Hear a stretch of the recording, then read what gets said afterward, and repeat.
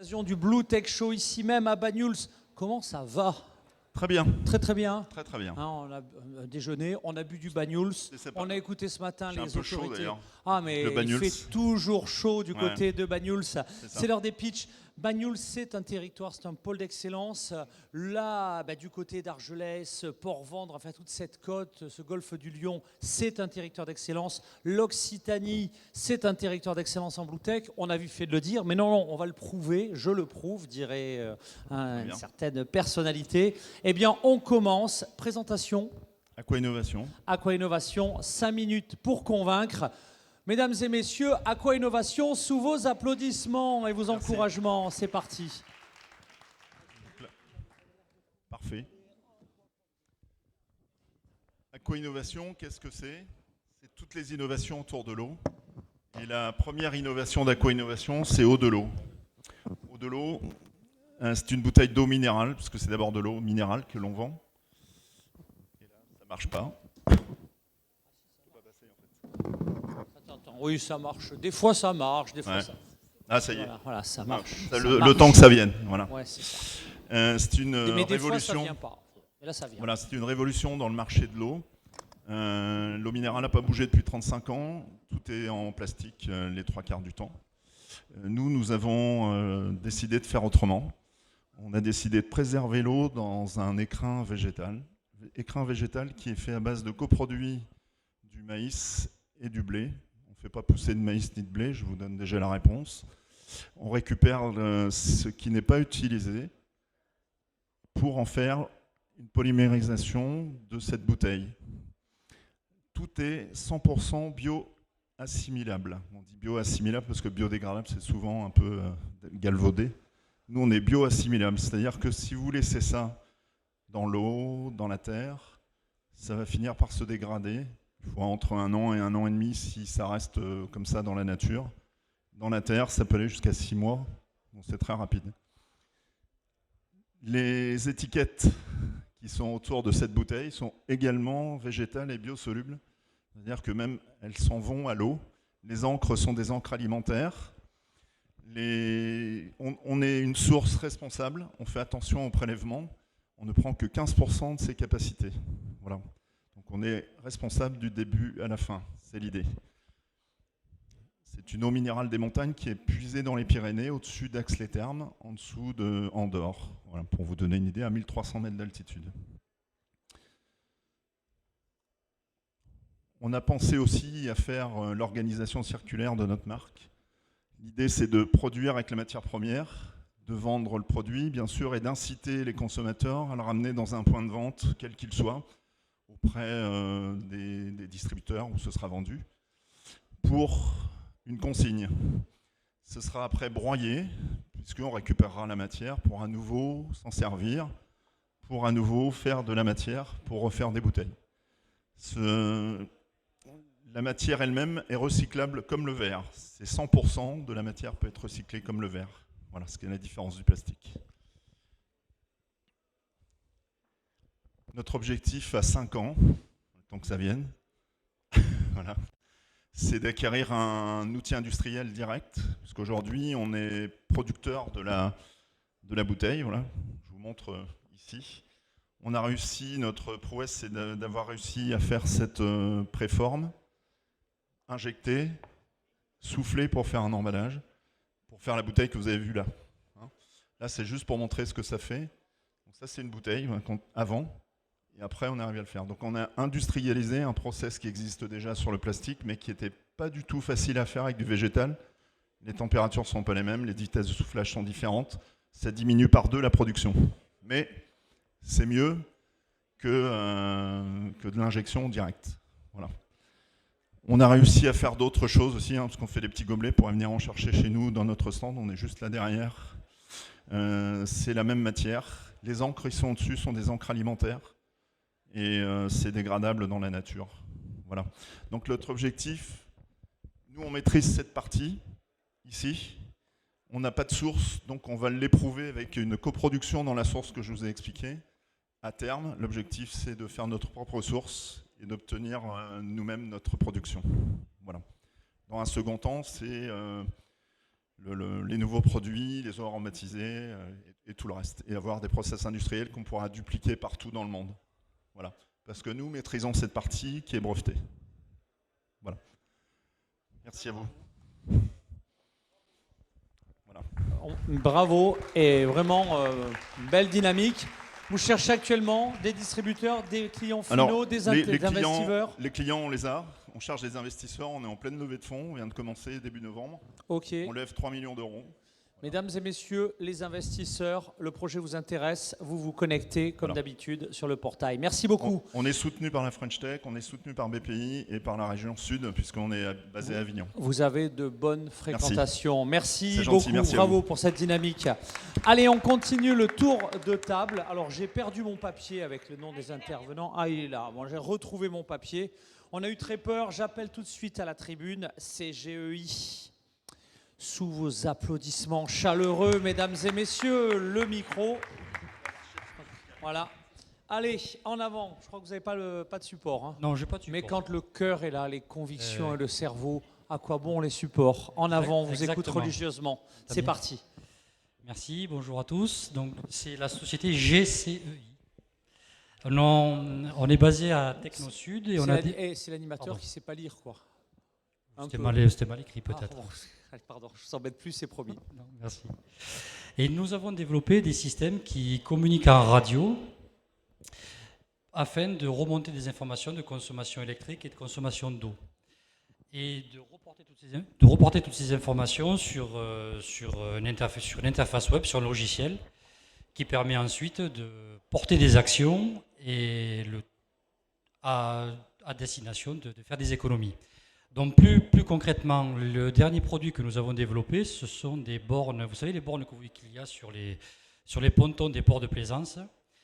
Ces bornes-là, on les a rendues connectées et intelligentes. Donc je remonte les informations de consommation de chaque bateau en électricité et en eau à la capitainerie. Et la capitainerie, sur le logiciel, visualise toutes ces consommations. Il va pouvoir derrière faire des applicatifs ou faire sous forme de forfait ou de contrôle d'accès et limiter les ressources à chacun, par exemple. Mais pas que, puisque pour les campings, les mairies et les collectivités, je mesure le taux hydrique des sols et en fonction de ce taux hydrique, on va décider d'arroser. On va arroser que quand c'est nécessaire et non pas d'arroser comme l'on fait aujourd'hui. Au niveau de l'arrosage notamment, on pilote des électrovannes du coup. Et un autre exemple aussi, c'est combien de fois on a vu un rond-point en train de s'arroser alors qu'il pleut. Là, typiquement, le technicien doit prendre son véhicule, aller au programmateur d'arrosage et le couper manuellement. Là, avec mes systèmes, tout se fait d'une part automatiquement, en fonction de cette sonde hydrique, ou alors on le fait manuellement directement sur l'espace informatique. Donc le logiciel de l'espace informatique, vous visualisez de n'importe où dans le monde votre activité, vos installations. Voilà globalement ce que l'on a fait. Merci.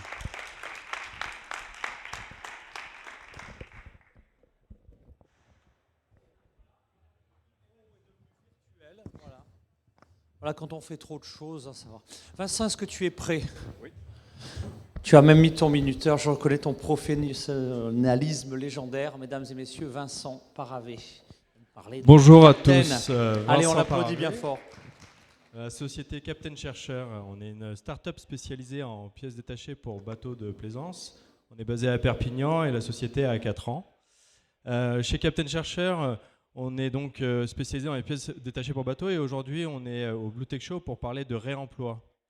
Chez Captain Chercheur, on a créé la première filière de réemploi de pièces et d'équipements pour bateaux en France et en Europe. C'est quoi le réemploi? C'est de valoriser les stocks déjà produits. On parle de réemploi dans l'univers de la consommation où on parle d'éco-responsabilité en consommant des produits sans carton, sans emballage ou en consommant des produits à proximité, en local. Chez Captain Chercheur, nous, l'éco-responsabilité, la Blue Tech, se fait au travers de la revalorisation de stocks déclassés, de stocks d'occasion et de fin de série. Et on a fait ça au travers d'une marketplace qui s'appelle poseidonshop.fr, qui est accessible par tout le monde. les plaisanciers et les professionnels de l'industrie nautique. Aujourd'hui, on a des échanges avec des acteurs dans l'industrie qui nous annoncent qu'ils baignent et qui jettent 10% de leur stock annuel, ce qui n'ont plus la possibilité, ou en tout cas ça engendre des frais trop importants de stockage. Donc chez Captain Chercher, on propose cette solution d'éco-responsabilité. On a également un volet distribution et recherche pour les plaisanciers et les professionnels de l'industrie nautique avec des solutions adaptables. Je pense à un partenaire avec qui on travaille beaucoup, Click & 3D, qui expose ici, sur des solutions d'impression 3D. L'idée, c'est au lieu de de remplacer un ensemble de pièces, on répare avec des solutions d'impression 3D. Donc on sous-traite, par exemple avec Click & 3D qui est ici, ou avec un acteur qui est basé à Toulouse, spécialisé dans l'usinage numérique. Voilà. Donc chez Captain Chercher, on fait de la blue tech au travers de notre marketplace et notre solution de recherche de produits adaptables pour les plaisanciers et les professionnels de l'industrie nautique. Je vous remercie. Ok, on m'informe qu'on va avoir un pitcher de plus. J'appelle Émilie Bon sur la tribune, puisque voilà, elle va finir notre panel. C'était très bien. C'était très très bien. Allez, on accueille notre intervenant suivant, qui en l'occurrence sont deux intervenants. Je vais dire un intervenant. Deux intervenantes, voilà. Donc a priori, on va pouvoir avancer sur le déroulé. On y est. Enfin, je vous laisse. Allez. Je laisse partager l'écran et tout, comme on fait dans les milieux informés. Non, il est déjà partant, il faut juste le mettre en... Voilà, il faut juste que l'animateur sache se servir d'un PowerPoint, ce qui est objectivement pas le cas. Allez, on y va. Présentation, vous connaissez le principe. 5 minutes maximum pour convaincre. En avant. Bonjour tout le monde, merci d'être présent en présentiel et puis en ligne. Moi, je me présente Maëva Ledven, je suis docteur en génomique. Émilie Delpuech, docteur en biostatistique, qui va m'accompagner aujourd'hui. Et on est là pour vous présenter notre bureau d'études LDGenix, qui est tout nouveau, puisqu'on l'a créé cette année, où on fait de l'analyse et de l'expertise génomique pour la conservation de la biodiversité. La biodiversité, c'est quoi? C'est la diversité inouïe des formes de vie qui existent. Vous voyez bien les animaux et les plantes, mais il y a aussi le monde de l'invisible avec l'ultra petit. Quand on va regarder l'information génétique entre ces organismes, on est capable de recréer l'arbre généalogique de la vie. On voit en regardant cet arbre que les plantes et les animaux sont des toutes petites branches de cet arbre de la vie et qu'il y a une grande diversité de micro-organismes chez les eucaryotes, les bactéries et les archées. Cette diversité génétique, qui est contenue dans le code de la vie, l'ADN, permet aux individus de s'adapter aux changements environnementaux. On sait qu'actuellement, la biodiversité elle est menacée par les changements climatiques, la destruction des habitats, la surexploitation et également les invasions biologiques. Et c'est en étudiant l'ADN, donc le code de la vie, qu'on va pouvoir trouver des solutions pour protéger cette biodiversité. Et c'est là qu'on intervient. On propose tout un tas de services, notamment en termes de traçabilité. On va identifier les espèces invasives. Par exemple, vous connaissez Caulerpa taxifolia, qui est une algue invasive dans les herbiers de Posidonie en Méditerranée. Grâce à la génétique, on va pouvoir retracer sa dynamique évolutive, d'où est-ce qu'il vient. On va aussi pouvoir identifier les individus domestiques et sauvages, par exemple les échappés qui sont dans la nature. Et en génomique des populations, on va regarder la diversité des populations, c'est-à-dire l'état de santé, la taille, le nombre d'individus qu'il y a dans la population, est-ce qu'elles sont consanguines. Et on va aussi regarder les interactions, comme l'hybridation, c'est le cas chez le bar européen, où la population atlantique, elle va s'hybrider avec la population méditerranéenne. Et grâce à la génomique, on peut voir quelles vont être les conséquences et les avantages évolutifs qu'il y a à ça. Je prends la suite. Du coup, grâce à LDGenix, on va également pouvoir étudier de la sélection génomique. Donc, dans ce parcours-là, on va mettre en application de l'identification de gènes d'intérêt qui va en fait permettre à des entreprises qui vont vouloir réaliser de l'élevage, de sélectionner des individus qui vont être naturellement, par exemple, résistants à des maladies. Donc ça va diminuer l'impact de l'utilisation d'antibiotiques par exemple, et on va utiliser finalement la résistance naturelle des individus qui est présente dans l'ADN de chacun. On peut également réaliser des plans de croisement avec les entreprises qui vont permettre de réaliser de manière beaucoup plus précise leurs élevages et donc de réaliser une agriculture plus durable. Le dernier point, ça va être de développer tout le pan de la génomique environnementale. Et pour cela, vous pourrez revenir nous voir lors du pitch des Start Cup, pour lequel nous allons vous présenter une nouvelle méthode innovante de détection de pathogènes et aussi de description de biodiversité dans différents milieux, via des approches qui vont être sans a priori, c'est-à-dire qu'on ne va rien cibler et on veut voir tout ce qui est présent dans notre échantillon, par exemple d'eau qu'on peut aller prélever sous des parcs éoliens comme on l'a mis ici. Donc voici l'ensemble de ce qu'on propose. Donc merci à tous de nous avoir écoutés et à tout à l'heure si vous écoutez pour la Start Cup. Et la Start Cup, c'est en fin d'après-midi. Pour ceux qui ne l'ont pas noté, ça conclura cette première journée du Blue Tech Show. Bravo, passionnant, hein, vraiment.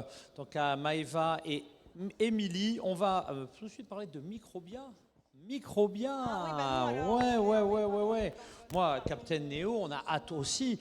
Non, je ne sais pas si vous êtes comme moi, mais c'est quand même impressionnant. Hein. Vous avez vu le panel d'expertise très complémentaire dans plein de domaines de la Blue Economy. Donc, si vous découvrez la Blue Economy, c'est extrêmement riche. Il suffit juste de continuer à avancer et tac, la magie de la technologie et hop, Microbia. Est-ce que vous êtes prête ? Je le suis. Parce que nous étions il y a 10 jours à Nevers pour le séminaire international de l'innovation des villes moyennes. On parlait de WaterTech et qui voit-on à Nevers ? Eh bien, Microbia. Et puis je reviens à Banyuls, donc là ça joue à domicile, comme on dit dans le sport, et qui je retrouve Microbia. Vous êtes vraiment partout, impressionnant, beau dynamisme. Merci. Allez, donc du coup vous n'aurez pas droit à 5 minutes, mais à 60 secondes x 5. Ah, d'accord. Hein, ouais. Ah, et alors, bonjour à tous, est-ce que c'est merci mon micro beaucoup. Merci pour cette introduction. Donc Microbia Environnement, c'est une entreprise locale qui a été incubée à Banyuls-sur-Mer, qui est aujourd'hui basée à Argelès-sur-Mer, et on développe des biocapteurs génétiques pour anticiper les proliférations microbiennes. Cet outil moléculaire, il sert à la surveillance des cyanobactéries et des microalgues qui produisent des toxines, et ça nous permet d'apporter de l'aide à la gestion du risque environnemental et sanitaire lié à ces organismes. Alors si on regarde ce beau paysage, il n'apparaît pas, des PO vus depuis la lagune de Leucate, on voit comment l'eau façonne nos paysages, depuis le Canigou jusqu'à la mer, l'eau est partout, façonne les paysages, et on la voit souvent comme une ressource, on en a parlé ce matin, la sécheresse, etc. Mais on oublie souvent que l'eau, elle est vivante. Il faut savoir qu'une goutte d'eau contient des milliers, voire des millions de micro-organismes, ce qu'on appelle le microbiote de l'eau. Alors, il y a des bactéries, des virus, des protozoaires. Et nous, chez Microbia, on s'intéresse. Bon, et il faut savoir qu'ils ont un rôle essentiel. On les voit souvent comme néfastes, mais ils sont essentiels à l'écosystème, à la base du réseau trophique, du recyclage de la matière, dégradation des polluants. Mais ils peuvent nous être nuisibles lorsqu'ils prolifèrent. Et ça, c'est dû à nous, à notre activité, qu'elle soit domestique, agricole, industrielle. Tout ça va faire proliférer ces organismes, soit par des rejets directs, soit parce qu'on va amener des éléments qui les boostent. Nous, chez Microbia, on se focalise sur les micro-organismes photosynthétiques, donc cyanobactéries et microalgues, qui peuvent produire des paysages magnifiques, comme ici à Yellowstone, des cyanobactéries qui vont colorer des sources d'eau chaude, ou là encore des microalgues, alors ça arrive avec un décalage, des microalgues luminescentes, c'est magnifique, mais ça peut aussi produire des choses moins jolies, des milieux qui sont étouffés, et des intoxications de poissons, d'animaux, etc., dues à la production de toxines. Donc ces proliférations, elles sont récurrentes, elles s'aggravent chaque été, ça va produire des colorations, des masses gélatineuses, des choses qui sentent mauvais, c'est marqueur d'eutrophisation, on appelle ça. Ça affecte la biodiversité, ça va à toutes les échelles, hein, ça touche des poissons, des éléphants, comme vous voyez sur la diapo. Donc, des micro-organismes peuvent tuer des éléphants, c'est pas rien, parce qu'ils produisent des toxines. Et ça engendre bien sûr un risque sanitaire pour nous, les animaux domestiques, et les animaux comme les chiens, etc.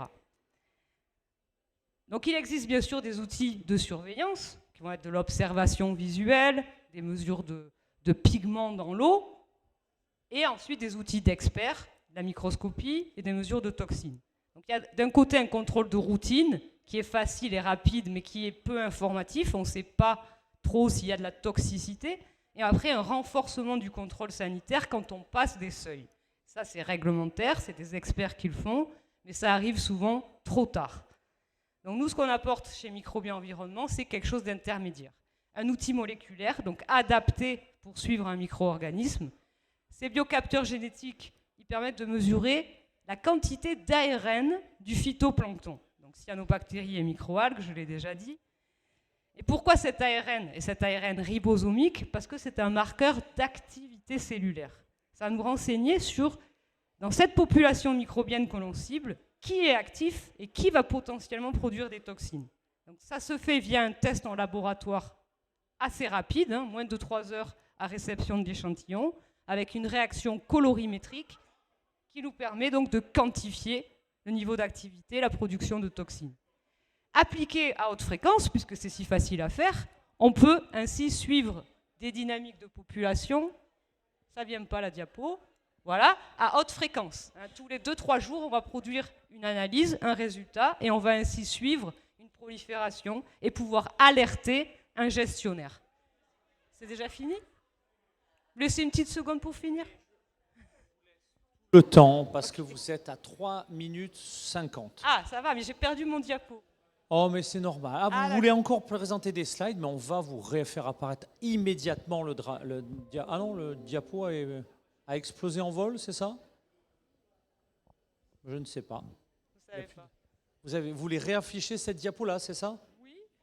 Ah ben on peut, ça c'est possible. Voilà. Ah voilà. Donc on ne le voit pas très bien en bas, mais donc en suivant cette dynamique, on va... on ne voit pas toute la diapo, effectivement. On ne voit pas le côté droit de la diapo. Oui, non, mais alors ça c'est nous, on fait des réglages, pour que ça soit joli à l'écran. Mais ce qui est important de dire, c'est qu'on ne produit pas juste un résultat scientifique qui est incompréhensible pour l'utilisateur. On ne va pas lui dire, vous avez 10 nanogrammes d'ARN par litre d'eau, il ne peut rien en faire. On traduit cela en un code couleur, avec des classes de risque qui passent du bleu, vert, jaune, rouge, et ainsi alerter, telle une météo, de la qualité de l'eau. Donc ça sert à qui tout ça? Ça sert aux aquaculteurs. Alors on ne voit pas la diapo, c'est très mauvais, je suis désolée. Ça va servir aux aquaculteurs qui vont pouvoir gérer leur stock en anticipant la production de toxines dans l'eau. Ça va aider des gestionnaires de sites de baignade ou d'activités récréatives. Ils vont pouvoir sécuriser leur activité et pas attendre toutes les semaines que le résultat de l'ARS leur tombe dessus et pas savoir comment le gérer. Et surtout, on va aider les exploitants d'eau potable pour qui cette gestion de gagner quelques jours d'anticipation est super précieuse pour appliquer les bons traitements à leur production d'eau potable. Donc des cas concrets pour finir, il y en a plein en local. On suit les cyanobactéries sur le lac de Villeneuve-de-la-Rao, où on a mis en place avec l'ARS et les acteurs locaux tout un logigramme décisionnel. Ça vient toujours en décalage. Donc notre biocapteur donne une alerte, ça enclenche une mesure de microscopie et de toxines pour prendre les bonnes décisions au bon moment. On fait aussi ça pour la métropole de Montpellier. On suit les cyanobactéries dans le Lez. Donc chaque été, depuis 4 ans, on déclenche des restrictions d'accès au Lez à la base des résultats de nos biocapteurs. Donc bon, je vais passer. Ça ne vient pas. Donc ouais, on va passer Montpellier. On revient. Et en milieu marin, donc j'en ai parlé un peu, c'est les conchiliculteurs. Les conchiliculteurs de Leucate, par exemple, c'est vraiment notre client historique avec qui on travaille depuis 2017. Maintenant, on travaille aussi sur la côte basque pour la détection d'une algue qui provoque des symptômes type Covid, des symptômes respiratoires très aigus qui a affecté l'été 2021, l'été 2022 avec des fermetures de plages comme des villes comme Biarritz, etc. Ça a été des conséquences désastreuses. Et puis voilà, pour finir, juste l'histoire de notre entreprise, parce qu'on est ici à Banyuls, on en a parlé ce matin, on a été incubés, nous, à Banyuls, avec Plastic NC, on cohabitait, on leur a maintenant laissé toute la place. En 2017, on a commercialisé pour la première fois nos biocapteurs. En 2019, on a élargi le catalogue, on s'est vraiment répandu sur le territoire. Et depuis 2021, on est hébergé à Argelès-sur-Mer, au sein du pôle entrepreneurial. Et on a mis notre technologie en boîte, c'est ça que avec quoi j'aimerais finir, un kit de réactifs qui permet à n'importe quel autre laboratoire de reproduire notre analyse et offrir notre prestation sur tous les territoires de France et au-delà. Voilà, je vous remercie. Et moi aussi, je vous remercie. Pardon, c'est vrai qu'on cadre souvent un peu trop les slides et donc parfois ça crée des frustrations énormes. J'espère ne pas vous avoir trop frustré. Est-ce que tout se passe bien ? Si vous êtes fatigué, on arrête et donc on ne verra pas la présentation de Captain Neo ni celle d'Émilie Bon. On continue ou on arrête ? On arrête, on continue, je plaisante. Alors vous êtes juré, vous voulez peut-être à ce stade poser des questions ?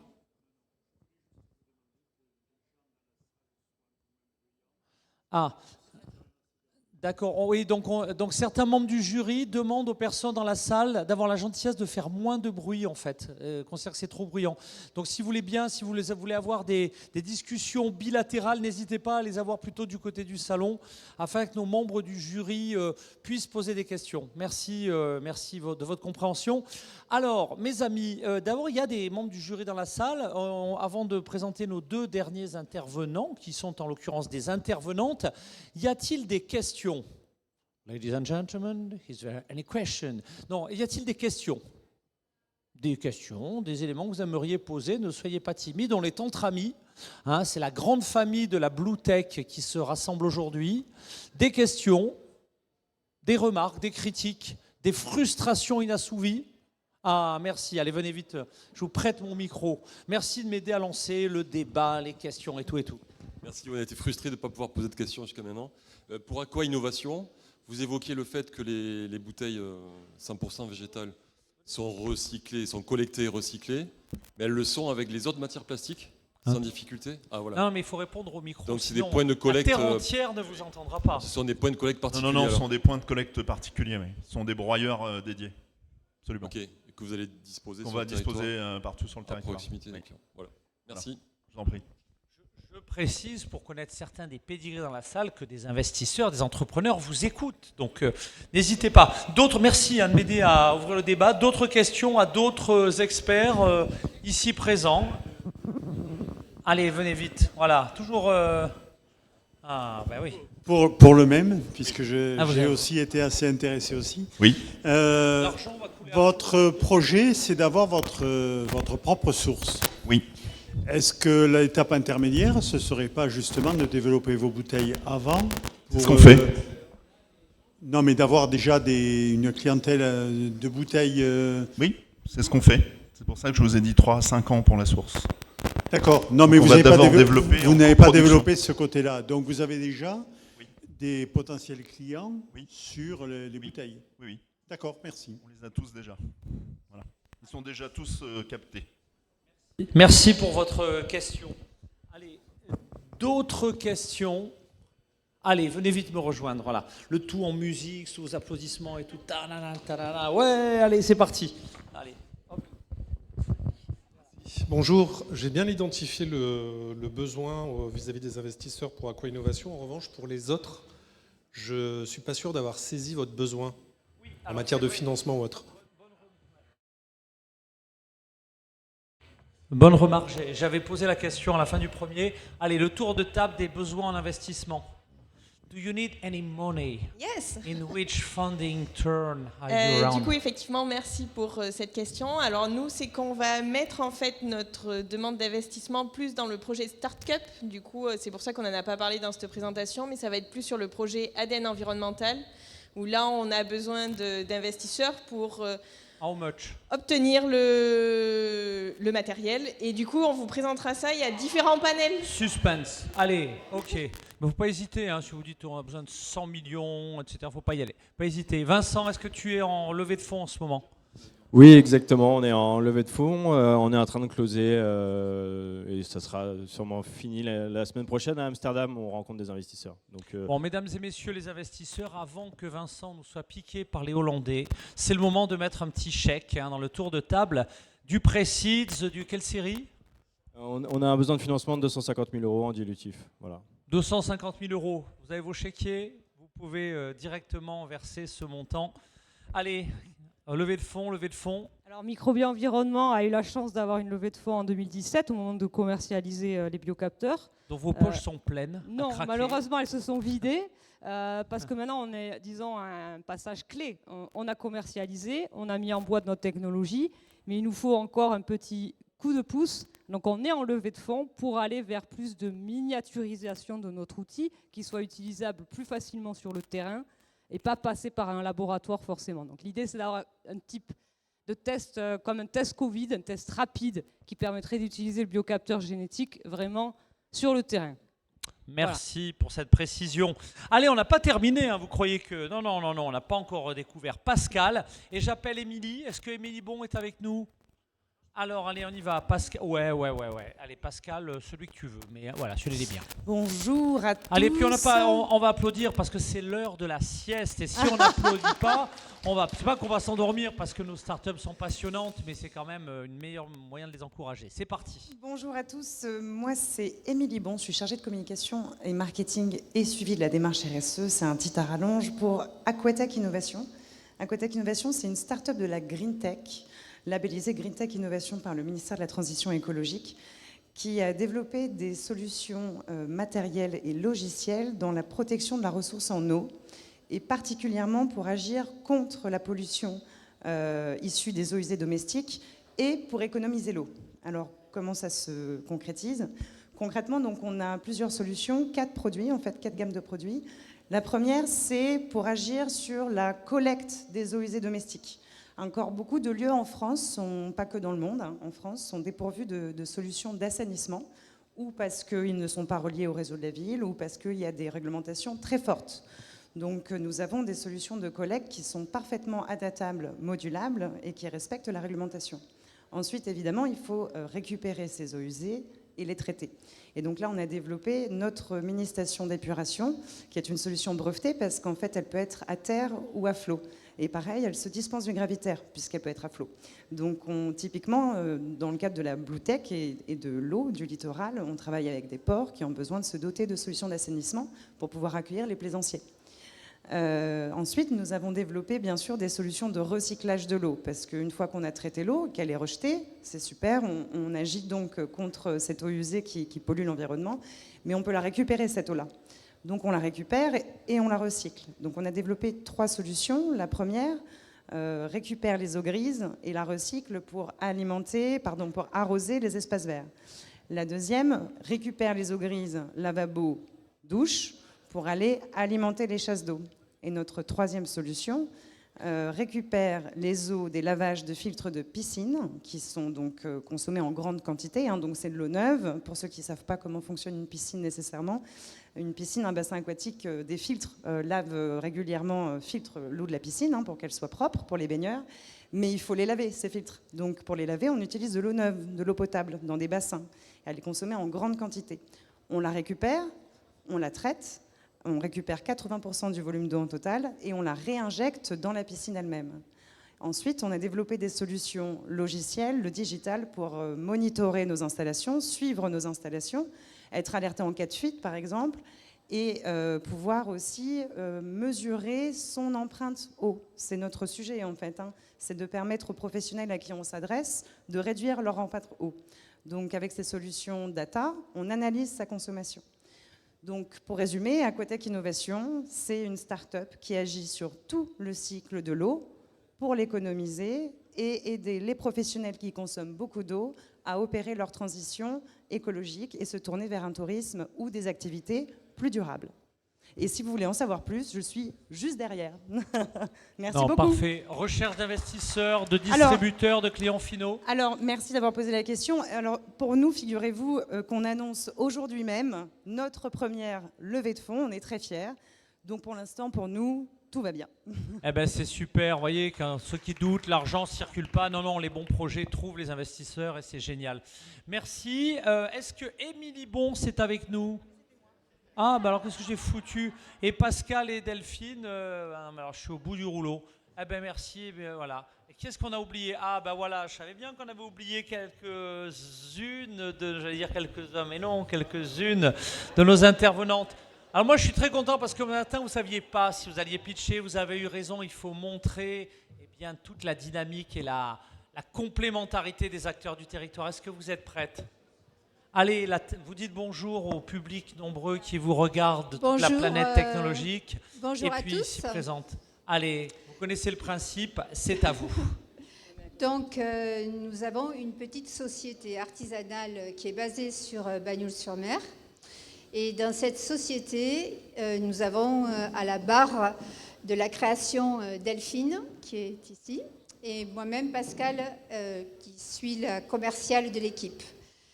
Notre idée était d'empêcher les combinaisons en néoprène d'arriver dans les déchetteries. Et donc, quand on s'est rencontré avec Delphine dans un centre de plongée, il a fallu qu'on trouve une solution pour transformer ces combinaisons. Au début, on ne savait pas trop comment gérer toute cette histoire et surtout comment inventer la récupération du néoprène. Donc on a créé une communauté qui s'appelle la communauté des néopotes. Et ce sont des bases nautiques, des particuliers et une recyclerie avec qui on travaille, qui est aussi une plateforme de tri. Ah, pardon. Là. Pardon, merci. Et donc, oui, je le garde. Pardon. Ouais, je vais tenir comme il faut mon petit micro. Donc, cette récupération se fait grâce à un covoiturage qui nous ramène des combinaisons de toute la France, soit en voiture, soit en camion, ce qui fait que notre empreinte carbone est nulle à ce jour. Et une fois qu'elles sont arrivées, c'est Delphine qui travaille son néoprène. Et qui va nous expliquer que je voudrais lui comment, laisser un petit peu la parole. On va lui laisser, la parole pour qu'elle nous explique l'originalité. Alors bonjour à toutes et bonjour à tous. Donc quand les combinaisons arrivent, quand Pascal les a récupérées un petit peu partout, elles arrivent après dans mon atelier où elles sont stockées, triées, nettoyées, désinfectées. Et ensuite, moi, les combinaisons, je dessine rien et je suis complètement autodidacte par rapport à tout ce que je peux faire en création. Donc, j'utilise à peu près sur une combinaison, quand elle est à peu près pas en bon état, puisqu'elles sont toutes abîmées, j'en utilise à peu près 90%, on va dire. Il y a 10% qui restent, ce sont les fermetures éclairs ou les endroits qui sont vraiment déchirés que je ne peux pas transformer. Voilà. Après, sur la création, je crée toutes sortes de pièces uniques parce que je ne refais jamais la même chose puisque les combinaisons sont toutes différentes. Donc, chose utile et c'est surtout des créations durables parce que le néoprène garde ses qualités. Donc, ça, tu vas peut-être pouvoir en parler, toi, du néoprène ou je te laisse. Oui, dans les 27 minutes qui vous restent. Non, alors, il vous reste. Bien, donc notre entreprise innovante a besoin en ce moment d'une machine un peu plus performante que ce que nous avons. Et donc, on est là aussi pour faire connaître cette activité qui est cette transformation du néoprène qui est unique en Europe dans notre entreprise innovante qui nous permet d'écouler 1,6 tonne de néoprène par an et qui nous permet aussi de récolter 7 tonnes à ce jour de néoprène que nous ne pouvons pas transformer immédiatement puisque les particuliers emmènent leurs combinaisons pour que Delphine les transforme en différentes pièces qui sont chargées de leurs aventures pour pouvoir les distribuer à leurs familles. Donc, nous continuerons à récolter tant que nos entrepôts contiendront assez de place pour continuer cette belle aventure.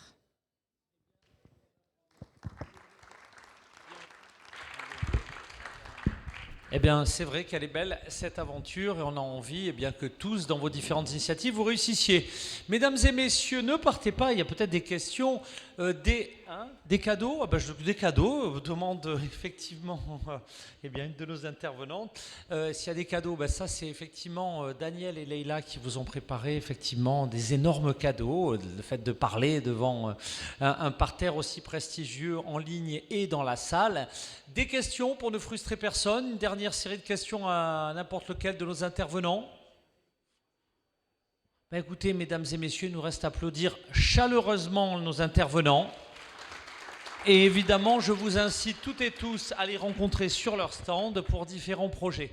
Pour ma part, on a pris quelques minutes, mais 3 minutes, on va les rattraper, 2 minutes de retard. Je vais accueillir un certain nombre d'intervenants ici même. C'est notre débat de l'après-midi. Nous allons parler des enjeux du territoire, la carte et le territoire. Quels sont les talents, les acteurs clés du territoire, tous ceux qui vont vous permettre à ce territoire de décoller et devenir un territoire d'excellence. Je les attends autour du plateau. À tout de suite, je compte sur vous.